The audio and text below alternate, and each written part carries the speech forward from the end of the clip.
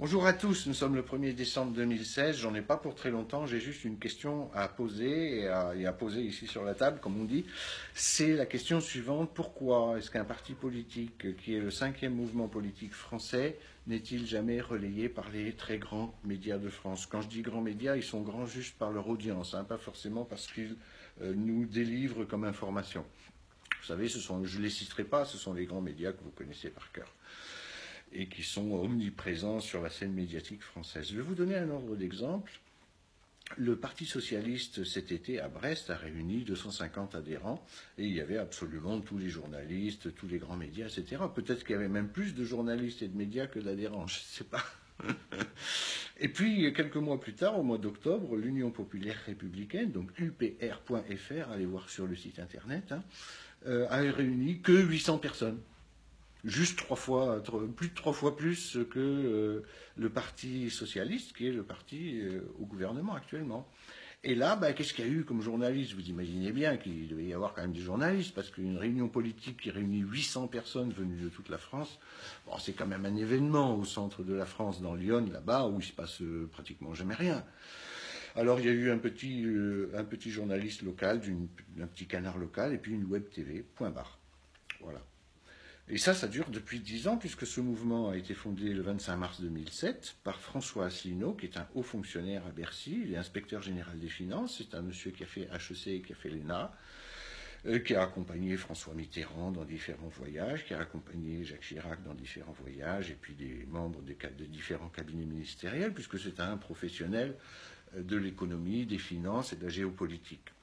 Mais ce monsieur, c'est pas quelqu'un qui a monté un mouvement politique pour dire tiens, on va s'occuper de la chasse aux papillons. C'est quand même quelqu'un qui a comme on dit, beaucoup de bouteilles, puisqu'il est dans les allées du pouvoir, selon l'expression, depuis des années et des années. C'est un homme qui a 59 ans.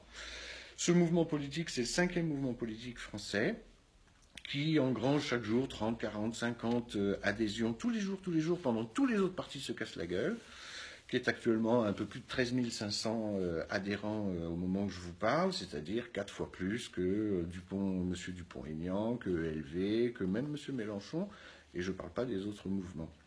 Donc on est dans une situation démocratique assez curieuse dans ce pays, où l'ensemble des médias verrouillent les discours des uns et des autres et n'invitent régulièrement que toujours les mêmes. Donc ne vous demandez pas pourquoi la France ne se réforme pas si on ne donne pas la possibilité à ceux qui ont d'autres idées, de pouvoir les exprimer. Alors heureusement qu'il y a Facebook, c'est pour ça que je fais ces petites vidéos, et puis heureusement qu'il y a des adhérents qui collent des affiches un peu partout en France, et heureusement qu'il y a François Asselineau qui a fait de nombreuses conférences et qui en fait encore régulièrement maintenant. C'est pour ça que ce mouvement politique commence à faire peur ici ou là. Enfin, il serait bien quand même que vous fermiez vos télés, vos radios, vos trucs, et que vous alliez faire un petit tour sur Internet pour voir ce qui s'y passe. Si vous voulez que la France change, il faut nous rejoindre. Voilà. Ça coûte pas cher, c'est 30 €. Et puis là où ça coûte cher, c'est qu'il faut s'impliquer un petit peu pour faire en sorte que François Asselineau puisse être présent aux élections en 2017. Il s'était présenté en 2011, il n'a eu que 17 parrainages, bien sûr, en 2011, c'était pas très connu. Maintenant, ça commence à faire du bruit parce que le 5e parti français, qui est complètement blacklisté, ça commence à faire tâche dans ce qu'on appelle la démocratie française. Voilà. Rejoignez-nous, allez voir upr.fr et puis suivez-nous sur Facebook. Vous avez une page de François Asselineau sur Facebook, sur UPR, sur Facebook, sur Twitter pour ceux qui préfèrent. Et puis bien sûr sur le site de l'Union populaire républicaine qui a des choses à dire. À bientôt. Au revoir.